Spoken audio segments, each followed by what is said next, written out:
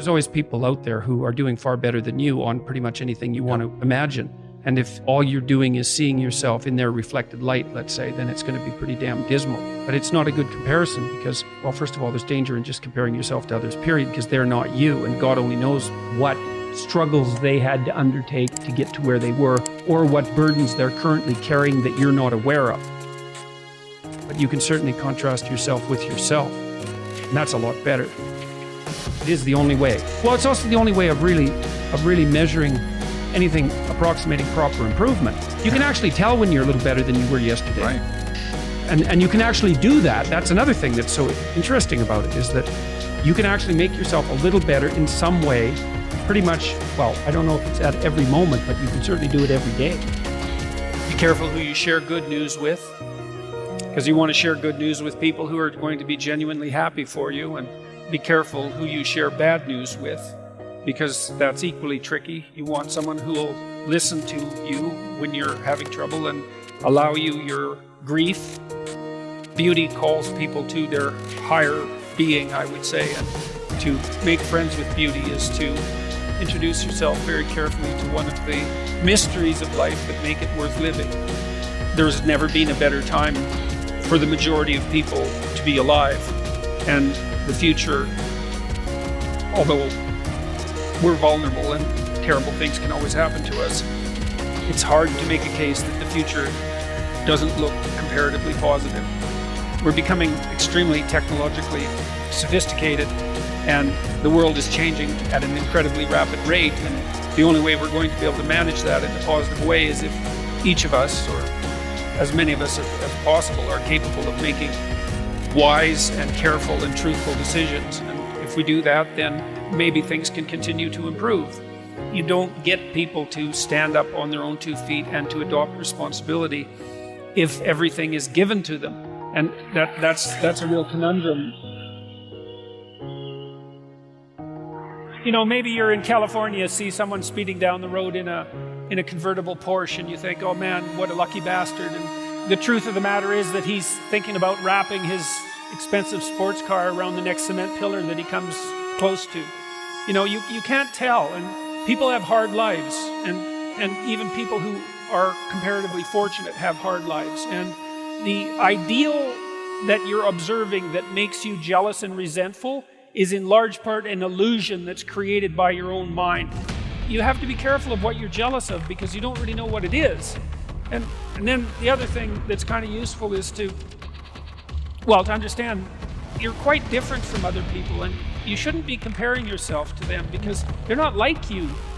They don't have your family. They don't have your temperament. They don't have your troubles. They don't have your abilities. The only person that has those is you. One of the rules, I think it's rule 4, is compare yourself to who you were yesterday and not to who someone else is today. And see, that's a game you can win. The possibility that you can make yourself slightly better on a continual basis is, I think that's something that's accessible to everyone. I think that's equivalent to leading a virtuous life. And there is something to be said for virtue and truth. You know, and that is one thing. Another thing that I've noticed about people who've been phenomenally successful is that they really do everything they can to live a truthful life. And you can get a bloody long ways by being honest. You got to know that there are differences in intelligence. It's really important. If you go into a job and you're not smart enough for that job, you're going to have one bloody miserable time. And you're going to make life wretched for the people around you because you won't be able to handle the position. But what you really want to do, as far as I can tell, if you want to maximize your chances for both success and let's say well-being, is you want to find a strata of occupation in which you would have an intelligence that would put you in the upper quartile.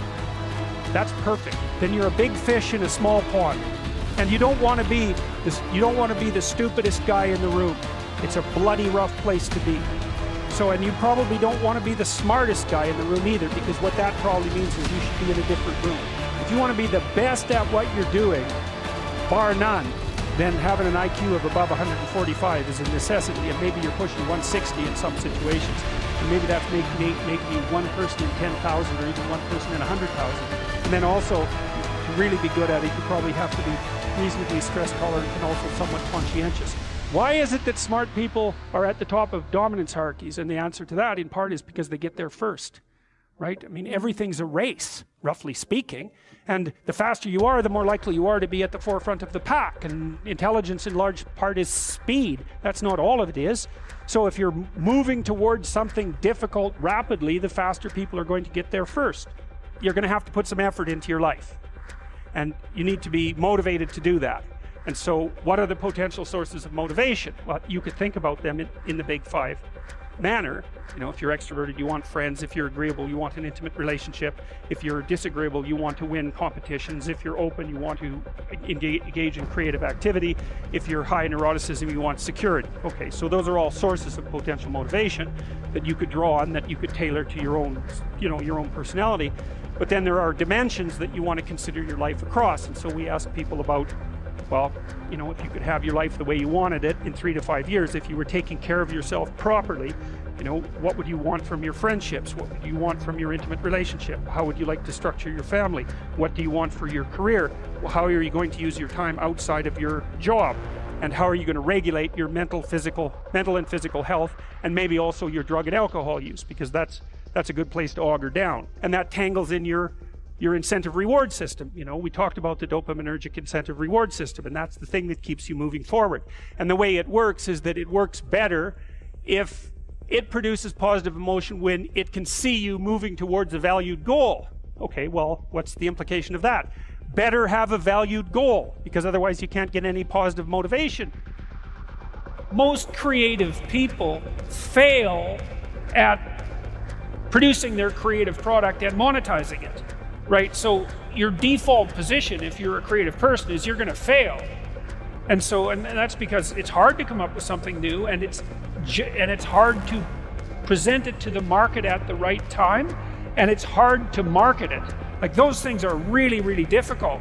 And so what successful entrepreneurs do is they just keep doing it over and over and over and over and over and over and over, and eventually, if they're fortunate, one of their ideas happens to hit the right place at the right time.